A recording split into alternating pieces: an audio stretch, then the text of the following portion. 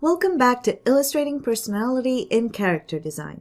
My name is Ivana Shapov, and this is Chapter 2, Lesson 2.1, General Form and Sketching. In this lesson, we are going to learn how to loosely sketch out our character's figure, taking into account what we want our character to be like personality-wise. In this stage, we won't focus too much on details or line quality, but rather just try to find a pleasing shape and posture for our character before moving on to the detailing stage. We'll be using the Sketch Tool brush preset that has been provided in the course files. Let's start off by loading the brush tool preset that we will be using in the sketching part of the course. Select the brush tool. Go to the top left corner and click on the arrow, and you will see a list of your tool presets for the brush tool. Click on the little cog icon and select Load Tool Presets from the drop-down menu. Then browse to the Source Files folder and click on the Sketch Tool Brush TPL file. Then select it from the tool preset list and we're good to go. First of all, I'm going to be working in an A4 shaped 150 dpi file. This is an okay resolution to use for preliminary sketching or thumbnailing, but the final illustration should be at least 300 dpi, especially if they are meant for print. Now, using the Sketch Brush Tool preset set to 13 pixel size and a simple ball shape as the base for our character's head, I will start sketching out the general shape of his figure.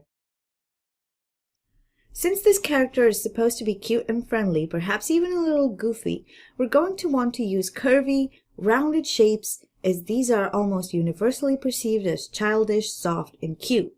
Avoid any angle that is too sharp or line that is too straight, and that will emphasize our character's easygoing nature. Always try to think of the shapes you are using to build your character as three-dimensional objects from the start. This will make your character pop out without much effort, whereas mentally using flat shapes will make your character just as flat.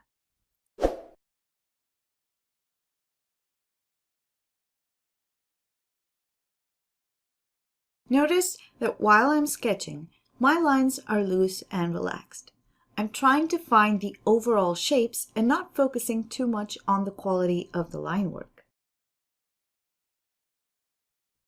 Now, for the body, we want to avoid stiffness as much as possible, so let's use an action line as a virtual spine for his body.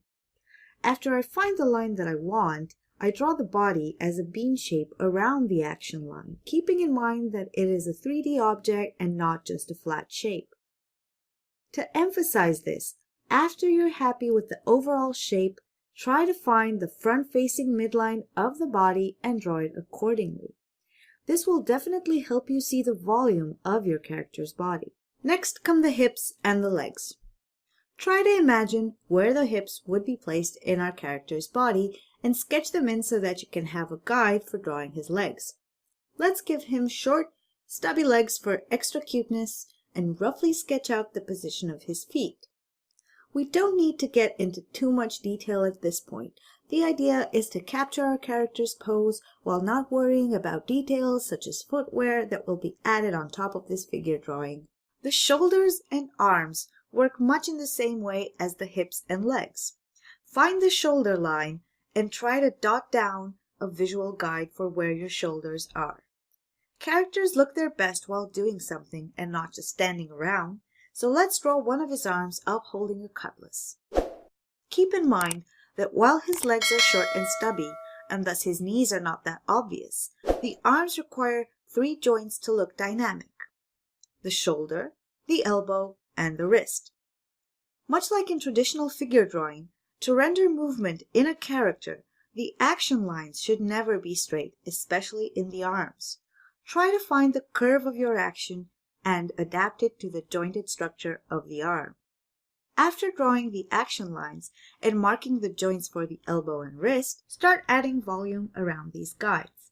In this character, we're going for a semi-realistic arm structure, so keep in mind that the forearm has a little bump in it before thinning out towards the wrist. After finishing the arms, I'm going to draw a midline for the head, just like I did with the body, in order to emphasize its volume. And then I'm going to roughly sketch out his facial features for further detailing. I'm going to give him a big wide smile and just roughly mark the place of the rest of the features such as the eyebrows, eyes, and nose. Don't worry about them being perfect now. This will serve as a guide for the detailing stage later. Let's also draw in the cutlass and a few other wardrobe elements to our character's figure, fixing contours that are not quite what we want along the way. At this point, I'm going to imagine a rather simple pirate outfit. A vest, some high-waisted pants, boots, maybe a scarf tied to his head. His right arm seems a bit too long, so using the lasso tool, I select the part that contains his forearm on our sketch layer, hit Ctrl-T, which is transform, and then rotate and move it into the desired position. Then I'll erase and redraw the lines in order to avoid confusing overlaps in the initial sketch. Having sketched out most of our character's general features, it's time to move on to the next stage, detailing facial features and expression as well as refining hands and feet, which we will tackle in the next lesson, along with refining our line art as well.